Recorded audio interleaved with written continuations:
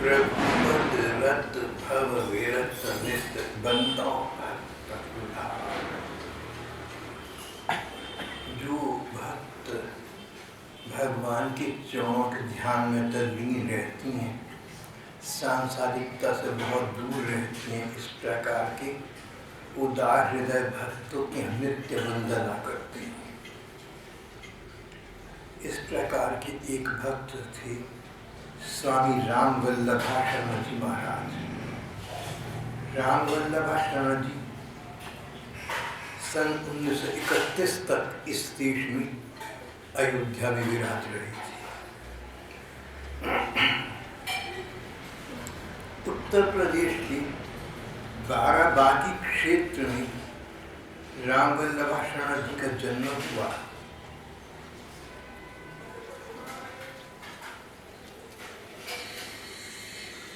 इनके पिता ब्राह्मण जाति के थे और भागवत के प्रति बड़ा भाव रखते थे, भागवत के प्रति बड़ी निष्ठा रखते थे। हमारे धर्म ग्रंथ बहुत से हैं, वेद पुराण उपनिषद और भी बहुत से धर्म ग्रंथ हैं। इतने अधिक ग्रंथ पढ़ना भी कठिन है और सब पर चलना भी कठिन है। इसलिए इन सब के प्रणेता व्यास जी थे, सुखदेव जी के पिता, भगवान कृष्ण के दादा। व्यास ने सब ग्रंथों का सार एक ग्रंथ में बना दिया, इसका नाम भागवत रखा। ये वही भागवत है जो सुखदेव जी ने व्यास जी के बेटे ने राजा परीक्षित को सुनाई थी। तो राजा परीक्षित को सुखदेव जी से भागवत सुनाई। हम कलयुग के लोग जब भागवत का पाठ करते हैं तो व्यास जी की लिखी हुई, सुखदेव जी की सुनाई हुई भागवत का पाठ करते हैं। इस भागवत में 18,000 श्लोक हैं। आदि भागवत में राजा महाराजाओं की, ऋषि मुनियों की और भगवान के अवतारों की कथाएं हैं। बाकी आदि भागवत में भगवान कृष्ण की लीलाएं हैं। सारी भागवत का रहस्य ये है कि दुनियादारी में पड़ी रहोगे तो सब यहीं रह जाएगा, बस तुम चले जाओगे। लेकिन समझ की बात ये कि जीवन रहते रहते भगवान के स्मरण में लग जाओ। घर में बाहर तुम जहाँ भी हो, जहाँ समय थोड़ा सा भी मिले, भगवान का स्मरण करते रहना। नाम कीर्तनम यस्य सर्व पाप प्रणाशनम। जिन भगवान के नामों का संकीर्तन करना सब पापों का नाश कर देता है, उन भगवान का स्मरण करते रहो। भागवत का सार मुझे ऐसा लगता है ये है। राम वल्लभाशरण जी के पिता पंडित गणेश दत्त भागवत के बड़े श्रद्धालु और रसिक थे। भागवत की चर्चा करते, भागवत की कथाओं की चर्चा करते, भगवान के अवतारों की लीलाएं सुनाते, भक्तों की लीलाएं सुनाते, राजा महाराजाओं की सुनाते। कितने ऐश्वर्यमय रहे, कितनी मौज मस्ती में रहे, पर अंततः उन्हें पता चल गया कि सुख मौज मस्ती में नहीं है, पैसे रुपए में नहीं है, सुख तो भगवान के स्मरण में है। भागवत में न जाने कितने राजाओं की, महाराजाओं की कथा कहानी है। सबका सार ये कि सारी दुनिया के सुख भोग कर उन्हें शांति न मिली, शांति मिली तो भगवान के ध्यान और स्मरण में। इसके प्रत्येक व्यक्ति को शुरू से भगवान का ध्यान और स्मरण करना चाहिए।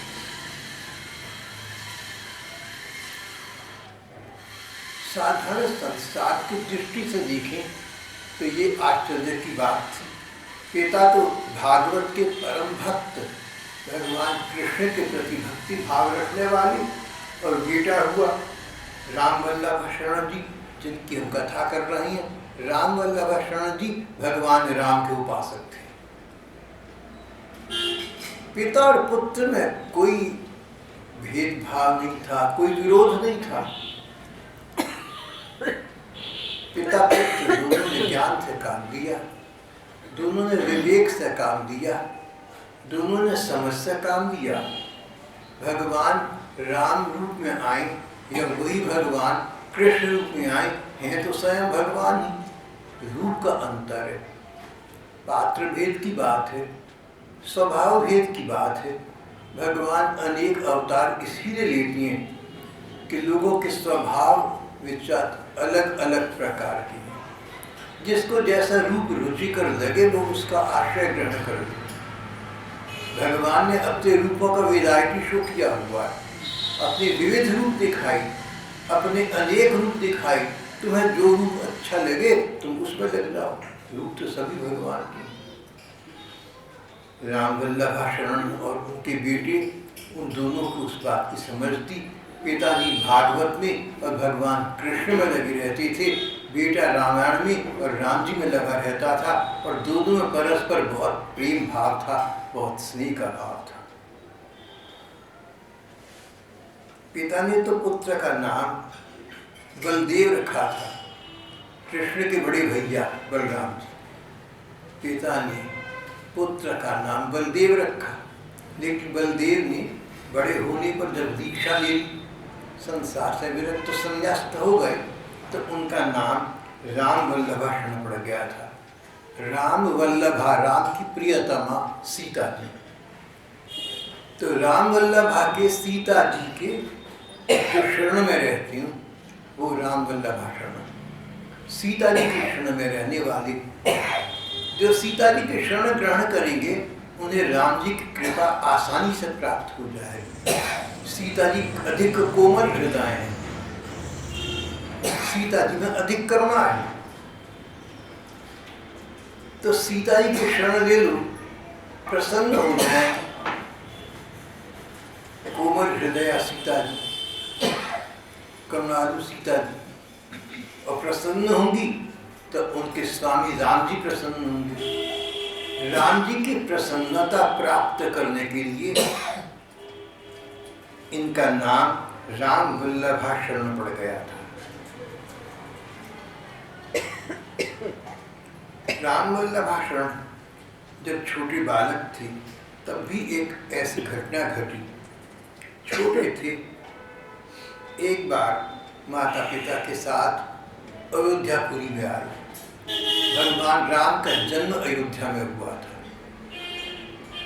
उनका बचपन अयोध्या में बीता। फिर उन्हें वनवास पर जाना पड़ा 14 वर्ष। वापिस आई तो पिता के बाद अयोध्या के राजा राम जी बने। कहते हैं राम जी ने हजारों वर्ष राज्य किया, और ऐसा भी मानते हैं कि राम जी का राज्य संसार के इतिहास में सर्वोत्तम राज्य था, आदर्श राज्य था। राम राज नहीं काहू व्यापा, दैहिक दैविक भौतिक तापा। न तो किसी के मन में कोई दुख होता था, न शरीर में कोई कष्ट होता था, न किसी अन्य प्रकार की कठिनाई जीवन व्यतीत होती थी। सारी प्रजा का जीवन सुखमय व्यतीत हो रहा था। गांधी जी राम राज्य को आदर्श राज्य कहते थे। गांधी जी कहते थे मैं इस देश में मैं भारत राम राज्य की स्थापना करूंगा। एक बार माता पिता के साथ राम वल्लभाशरण ये बालक अयोध्या जी आए।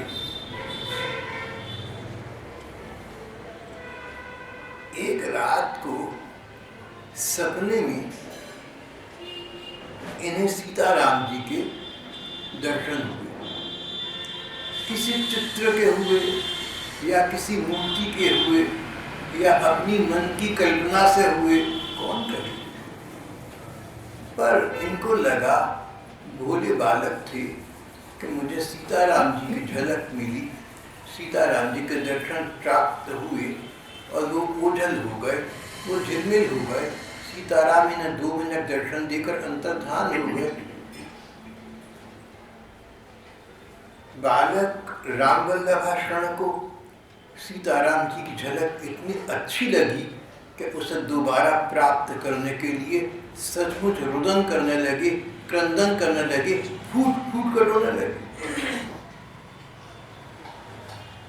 कई बच्चों के संस्कार होती हैं जो भगवान का चिंतन करती हैं, जो भगवान का स्मरण करती हैं, भगवान का ध्यान करती हैं, भगवान के रूप का ध्यान करती हैं। उन लोगों को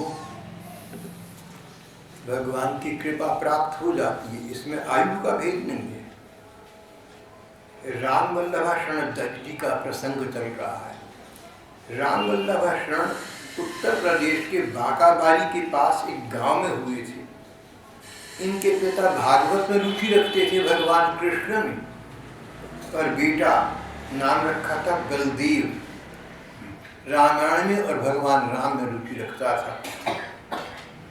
तो तत्वतः बात तो एक ही है, भगवान राम हूँ या भगवान कृष्ण, दोनों एक ही भगवान के दो रूप हैं।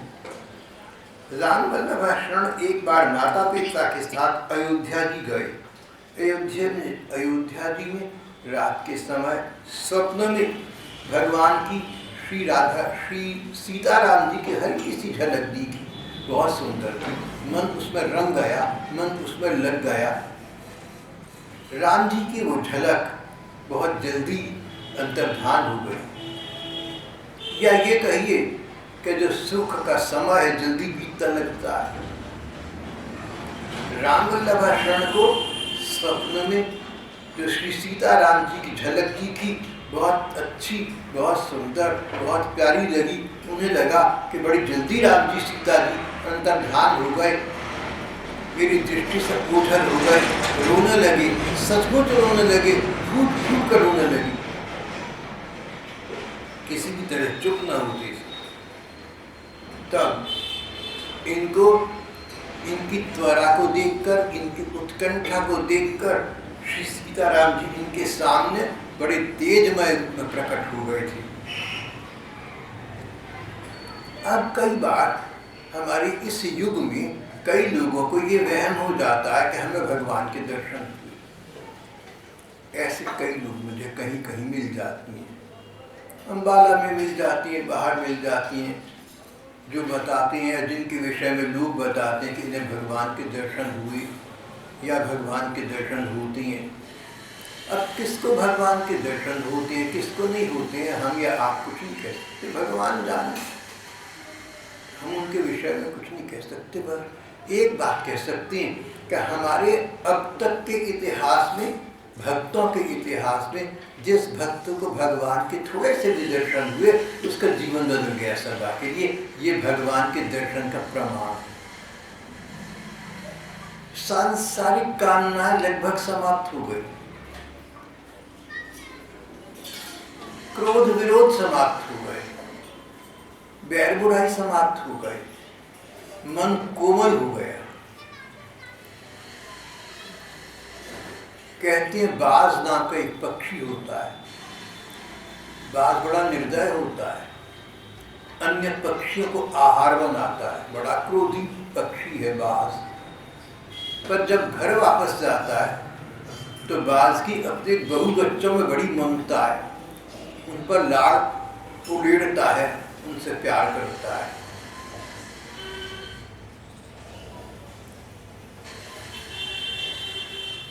अब तक व्यक्ति का जीवन कैसा क्यों ना रहा हो, भगवान के दर्शन हो जाए, चाहे थोड़े से अंश में हो, तो ऐसा लगता है कि वो अपने घर पहुंच गया।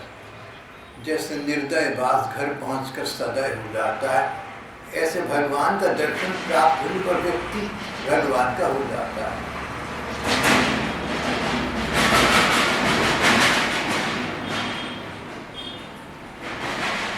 भगवत दर्शन का ये एक प्रकार का प्रमाण है। इसको भी हम अंतिम प्रमाण, इसको भी हम अंतिम प्रमाण तो नहीं कह सकते, एकमात्र प्रमाण तो नहीं कह सकते, पर प्रायः ऐसा हो जाता है। राम वल्लभाषण के साथ तो हो गया। छोटे से बच्चे थे, सीताराम जी के रोए, उनके स्वप्न में दर्शन हुए, इनका जीवन आमूल बदल गया, इनका तो जीवन ही बदल गया। थोड़े से बड़े हुए, पिता का शरीर शांत हो गया, तो इन्होंने कोई रोना धोना ना किया। बोले परम पिता तो भगवान है, परम पिता ने मेरे पिता को अपने पास बुला दिया, चलो उनकी इच्छा है। तो आसपास के लोगों ने आग्रह किया, गांव के अन्य लोगों ने कहा, जात बिरादरी वालों ने कहा कि बेटा अब तुम बड़े हो गए हो, पिता का साया सिर पर नहीं रहा, तुम्हें कुछ व्यापार दुकान करनी चाहिए।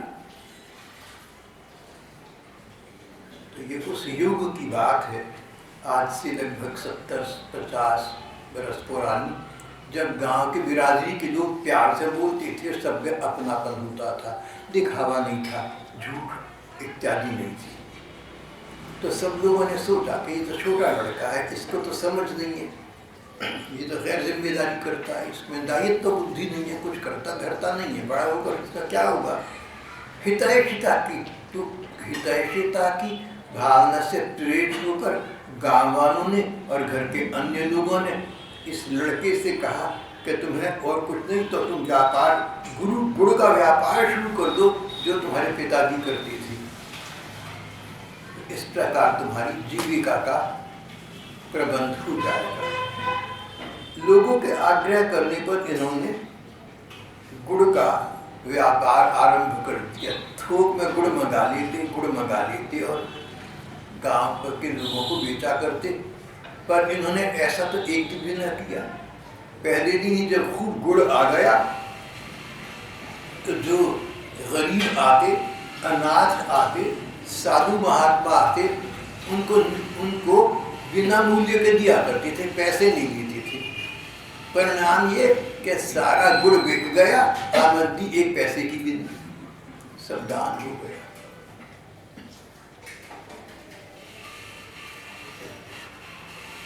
कहते गुरु नानक देव जी भी किसी बंदी की दुकान पर काम करने लगी थी,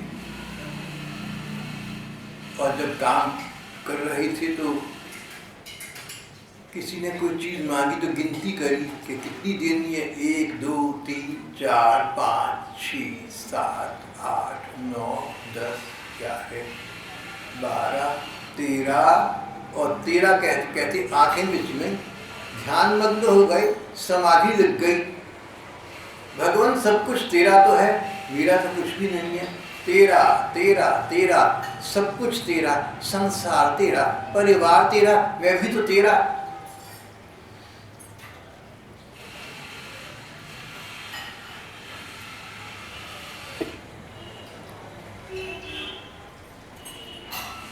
तेरे चरण कमल मोर प्यारी, नम रस ना तव नाम पुकारी।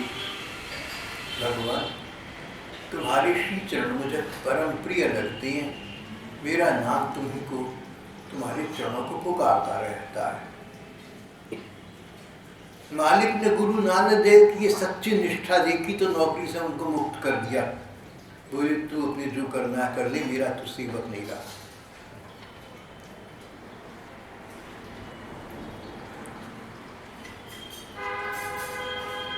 राम वल्लभा शरण को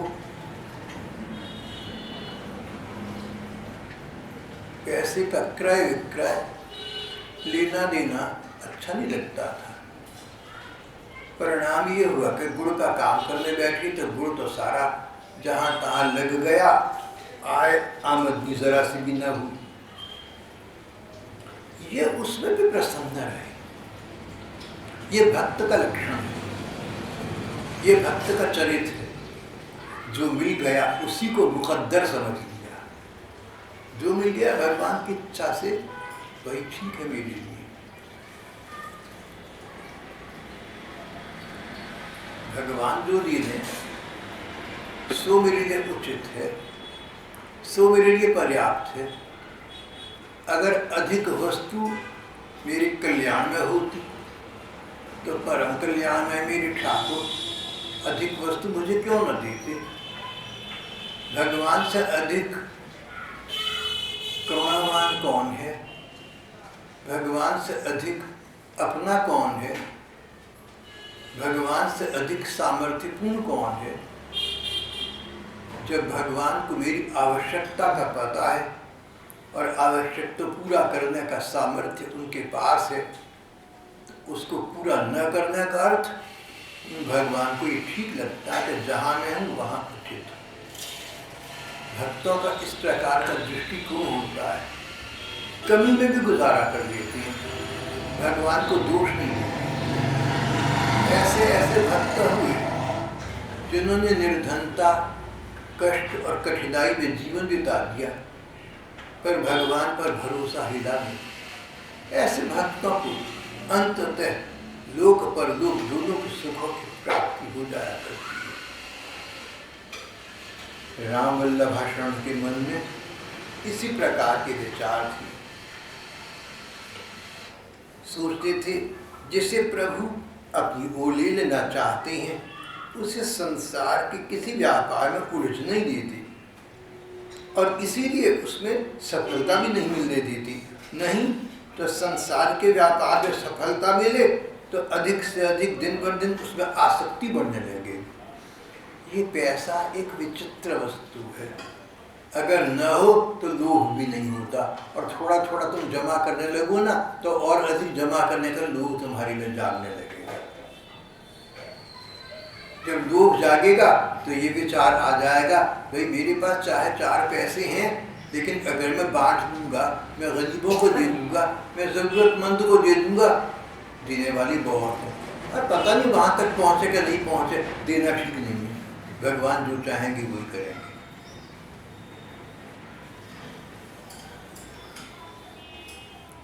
एक सज्जन कहते थे कि गरीबों की मदद बिल्कुल नहीं करता, मैं किसी की मदद नहीं करता, 2 पैसे नहीं देता, अपने पास पैसा ही पैसा है, लेकिन नहीं देता किसी को, बिल्कुल नहीं देता। क्यों? मैं धर्मात्मा आदमी, भगवान को मानता हूँ। भैया भगवान को मानने और धर्मात्मा व्यक्ति तो दानी होता है, तो आप कहते हैं मैं एक पैसा नहीं देता। देखो जी, भगवान ने जिसके भाग में जो लिख दिया मैं उसको काटूं, महाराज मैं ये गलती नहीं करता। देखो मर दे दो इसको, कोई बात नहीं, भगवान का यही विधान है।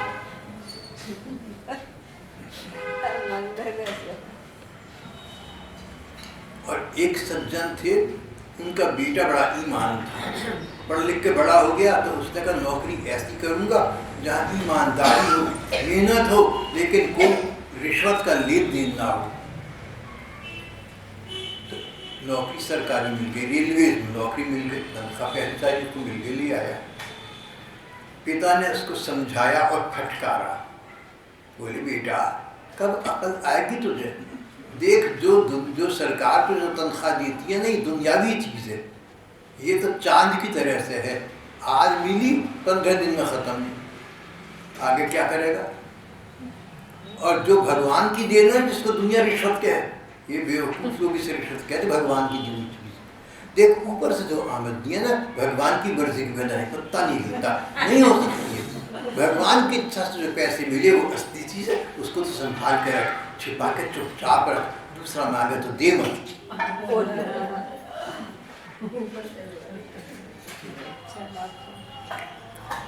तो आपको पता है कि मुझे लगभग बहुत समय अंग्रेज़ी के पढ़ने में बीता। मैं अंग्रेज़ी का विद्यार्थी रहा वर्षों तक, वही सोचती है। अंग्रेज़ी के सबसे बड़े काव्यकार विलियम शेक्सपियर हुए आज से 450-500 वर्ष पहले। शेक्सपियर के बहुत नाटक हैं, संसार में प्रसिद्ध हैं और कोर्सेज में लगी रहती है, यूनिवर्सिटीज में लगी रहती है। एक स्थान पर शेक्सपियर कहती है, लुक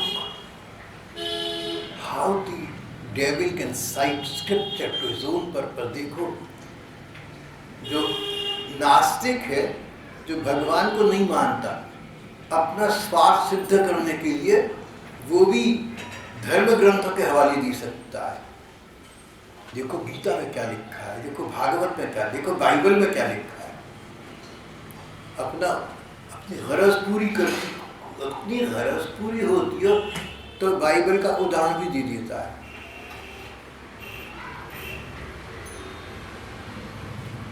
बात ठीक लगती है। बड़े बड़े लोग हैं, धर्म के नाम पर अधर्म करते हैं। चलो जैसी जिसको बुद्धि मिली सो करेगा।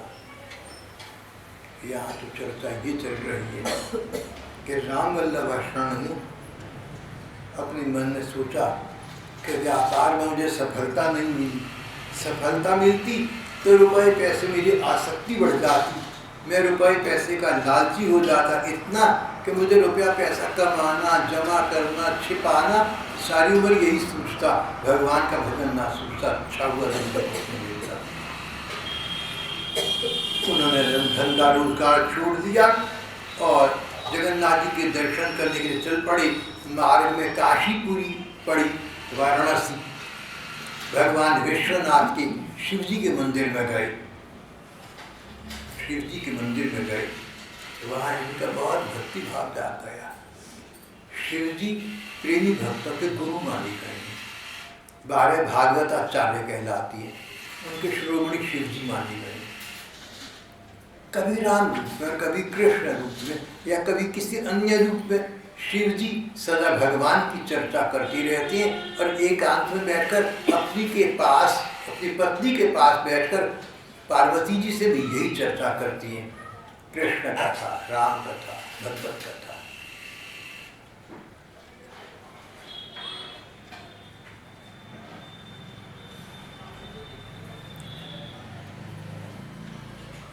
ये भगवान विश्वनाथ के शिव जी के मंदिर में पहुंचे, उनको प्रणाम किया भक्ति भाव पूर्वक। मन में सोचा, भगवान आप तो साक्षात भगवान हैं, आप तो सजीव हैं, आप तो जीते जाते भगवान हैं। अगर मुझे आप चलते फिरते नहीं दिखते तो मेरी दृष्टि की न्यूनता है, मेरी निगाह की कमी है, मेरी ऐनक का नंबर हृदय कमज़ोर है, नहीं तो आप तो वास्तविक हैं। मैं तो जैसा हूँ सो हूँ, पर आप मेरी प्रार्थना अवश्य सुनेंगे, ये मेरा मन का विश्वास है। मैं पल्ला पसार कर आपसे भीख मांगता हूँ, मुझे भगवान सीताराम के नाम, रूप, लीला और ध्यान में प्रीति प्राप्त हो जाए। मैं हर समय सीताराम जी का नाम लेता रहूँ, सीताराम सीताराम सीताराम जय सीताराम।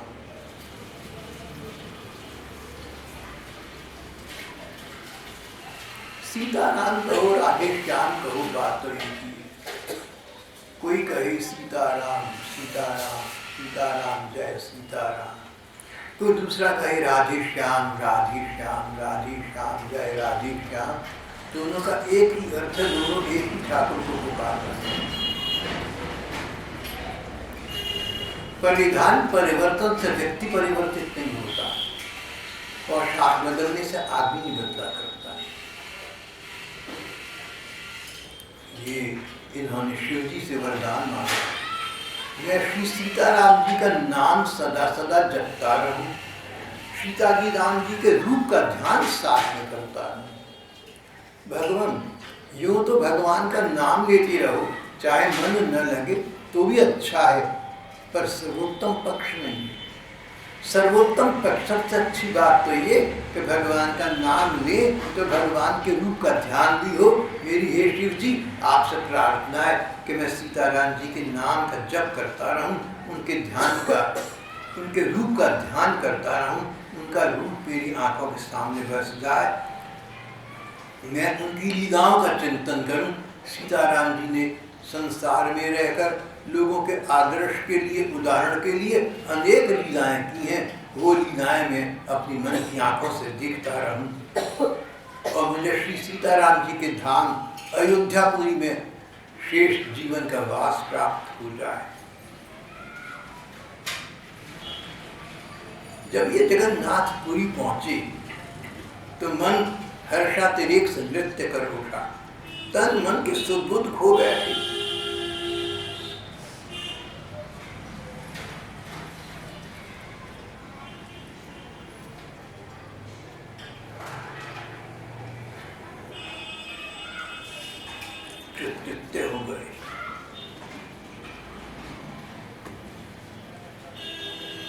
हनुमान जी के एक मंदिर में दर्शन किए, वहाँ गदगद हो गए।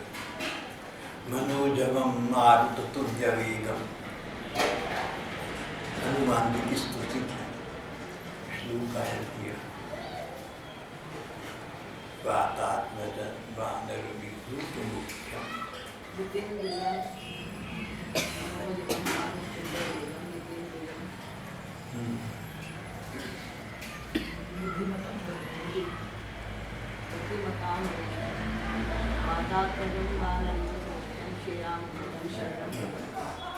वातात्मजं वानररूपमुख्यम्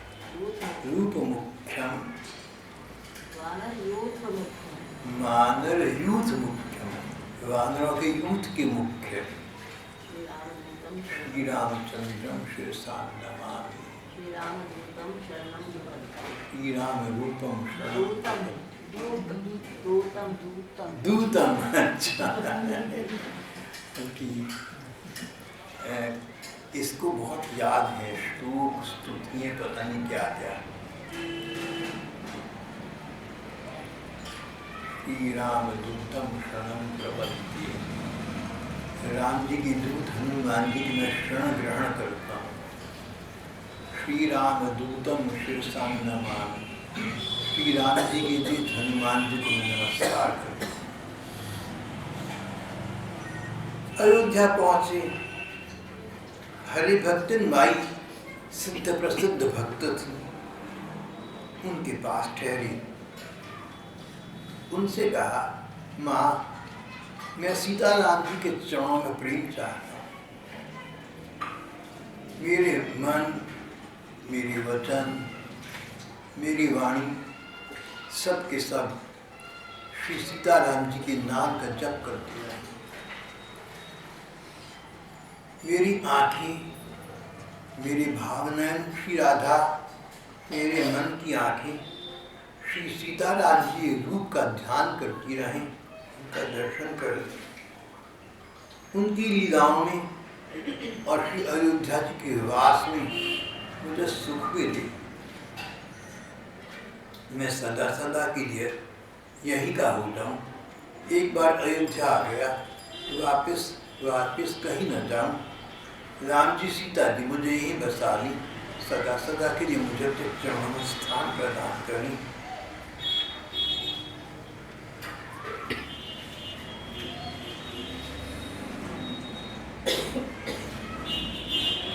हरिभक्तिन माई भगवान के ध्यान और भगवान के भजन में खोई रहती थी। उन्होंने सोचा कि ये व्यक्ति तो बड़ा सुयोग्य है, सुपात्र है, अगर मैं इसको दीक्षा दूंगी, मैं इसकी गुरु बन गई, ये मेरा शिष्य बन गया, एक और झमेला, एक और संबंध बन गया। संसार का संबंध न बनाया, अध्यात्म का संबंध बना लिया। ये गुरु शिष्य का झंझट मेरे बस का रूप नहीं। गुरु में समर्थ हो तो ठीक है, शिष्य में योग्यता हो और संत में समर्थ हो तो गुरु शिष्य में आपत्ति नहीं है, पर गुरु बनने की या शिष्य बनने की योग्यता सब में होती है। हरिभक्ति माँ ने कहा कि तू नदी में स्नान करके आ, जो तेरे लिए उचित है भगवान प्रेरणा करेंगे, मैं वही करूँगी। सोचा माँ के मुँह से ऐसे वचन निकले हैं, सीताराम जी इन्हें कुछ ना कुछ प्रेरणा प्रदान करेंगे मेरे विषय में। स्नान करके आए तो एक संत विराज रहे थे माँ के पास, जानकी वर्षण जी महाराज। हरिभक्तिन माँ ने जानकी वर्षण जी महाराज को इस लड़के का परिचय दिया। तब ये लगभग 24 वर्ष के थे। इनके विषय में बताया तो जानकी वर्षण जी महाराज बहुत प्रसन्न थे। हरिभक्तिन माई की इनके प्रति गुरु भावना थी, तो उन्होंने सोचा कि जो गुरु जी मेरा दिशा दर्शन कर रही हैं, वही गुरु जी इसका भी दिशा दर्शन कर सकती हैं। अपने में न लगाकर माई ने हरिभक्ति माही ने इन्हें जानकी वर्षण जी के शरण में पहुंचा दिया। जानकी वर्षण जी इनसे मिलकर बहुत प्रसन्न हुए। उन्होंने तुलसी दल, कंठी माला, गंगा जी का जल, राम जी के रज इत्यादि, एक छोटी सी साफी, ये चीजें मंगाई और विधिवत इनको दीक्षा प्रदान कर दी। यहाँ इनका नाम बलदेव से राम वल्लभाषण हुआ था।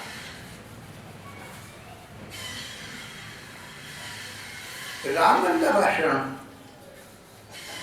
इनके जीवन में, इनके मन में कुछ बातों का बड़ा ध्यान था, बड़ी प्रधानता थी।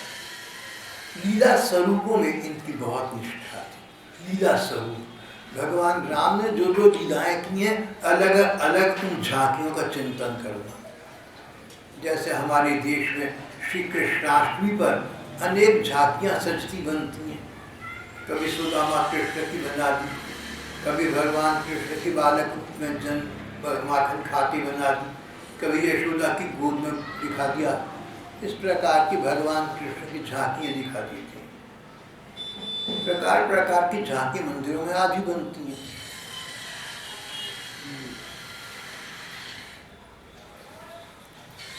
सनातन सभा के मंदिर की झांकी मैंने वर्षों तक लगातार बहुत देखी। भीड़ के धक्के खाकर भी अच्छा लगता था। अच्छी अच्छी झांकियाँ बनती थी और अब भी बनती हैं या बनती होंगी। तो भगवान राम ने जो जो लीलाएं करी, वो जो उनके लीला दृश्य हैं, उनके लीला स्वरूप हैं, उनके मुझे दर्शन कभी कभी होते। ये चाहते थे और ऐसा हुआ। लीला स्वरूपों में इनकी आस्था दृढ़ हो गई। कभी दिखता कि राम जी माता पिता के, कौशल्या दशरथ के आंगन में खेल कूद कर रहे हैं, छोटे से बच्चे हैं, खेल रहे हैं।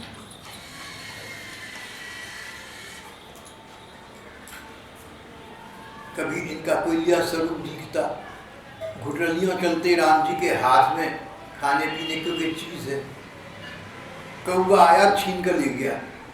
बाल राम जी रोने लगे कि कौवा मेरी चीज ले गया।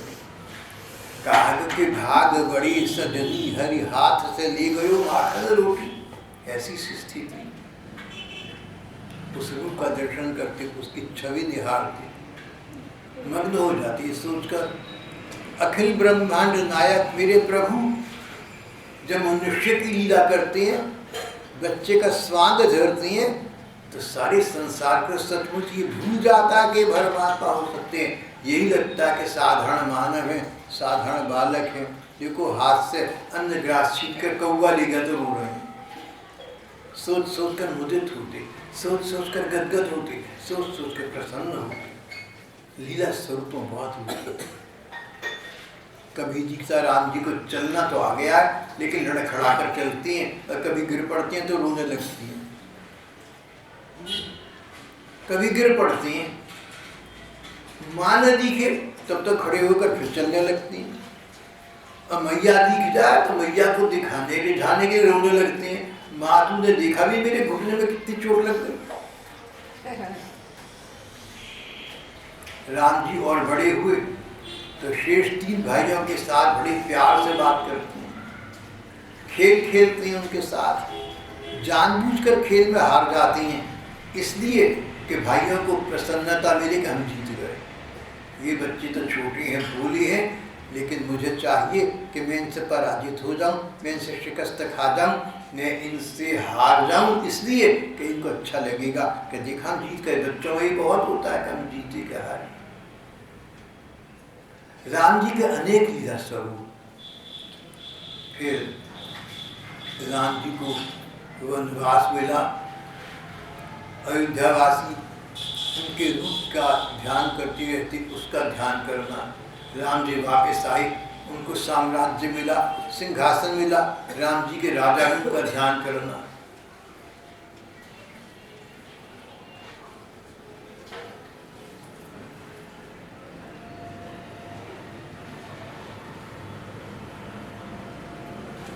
राम जी के स्वरूपों का ध्यान करती रहती।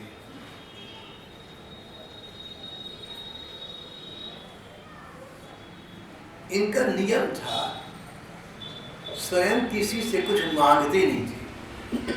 सन्यासी हो गए, साधु हो गए।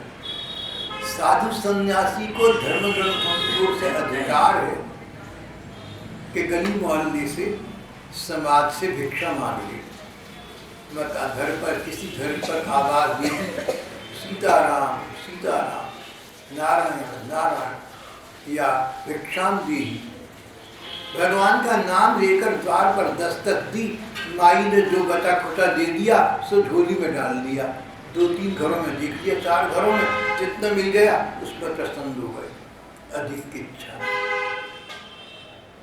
लेकिन राम वल्लभ शरण ने ऐसा नहीं किया। उन्होंने किसी से कुछ मांगा नहीं। उनका मन कहता था जो कुछ मुझे चाहिए, पहले भी राम जी दिया करते थे, अब भी राम जी देंगे, मैं क्यों मांगू। उनकी अयाचित वृत्ति थी, अयाचित, मांगना, याचना नहीं करनी। और भगवत कृपा का अपार सागर ऐसा उमड़ा कि इनको कभी कोई कमी ना होती थी। प्राय इन्हें कुछ मिल जाता, जो चाहिए था सो तो मिल जाता। संतोषी जीव थे, संतुष्टो ये न के न चित, जो मिल गया उसमें प्रसन्न हो गए। ऐसे व्यक्ति को यही लगता है कि मुझे सब मिल गया। राम वल्लभ शरणदास जी महाराज इन्होंने जानकी और शरण जी से दीक्षा ली थी, संन्यास दिया था। उनको गुरु मानते थे, उनकी आज्ञा का पालन करते थे।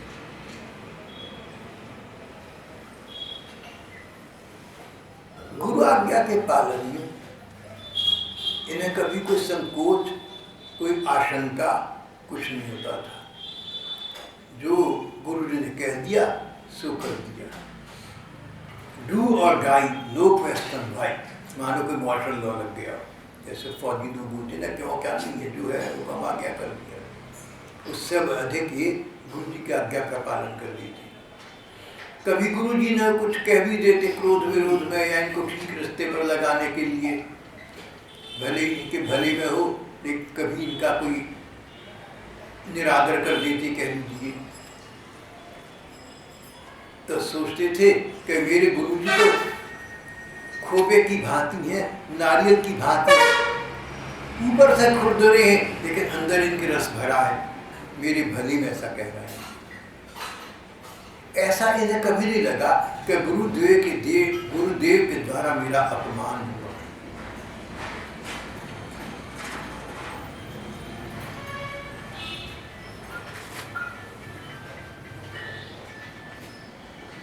कोई कहते ना गुरुदेव कहते, कोई नहीं।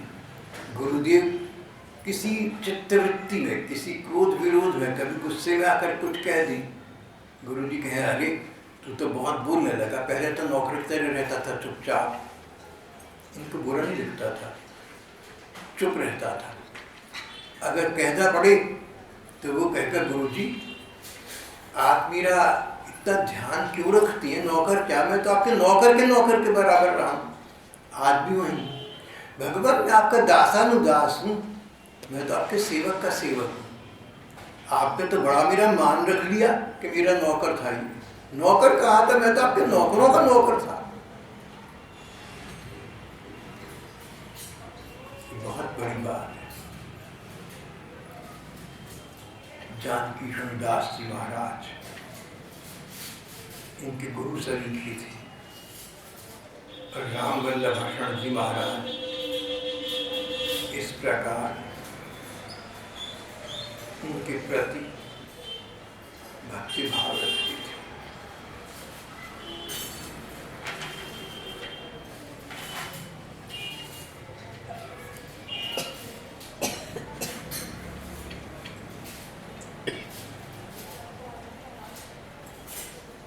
अरे समय इतना हो गया पता ही नहीं चला।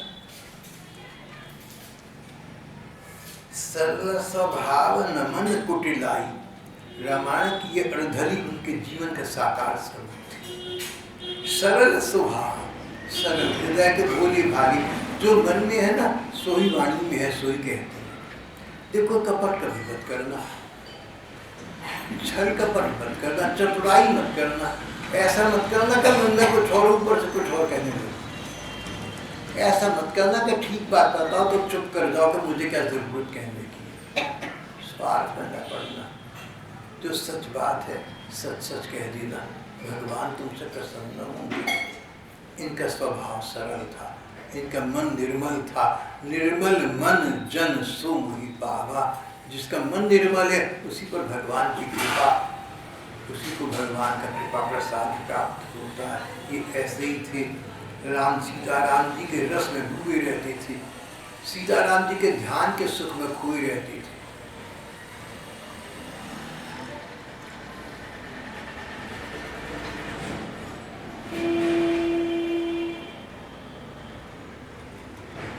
Life is too short to love. I wonder how people find time to quarrel. प्यार करना हो तब ये जीवन बहुत छोटा है।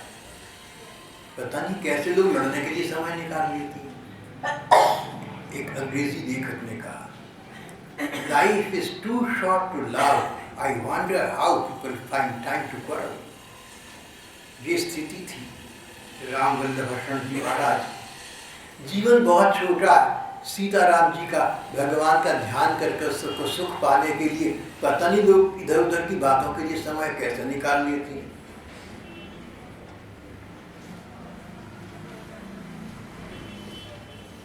सन 1931 आ गया था, वैशाख का गर्म महीना था।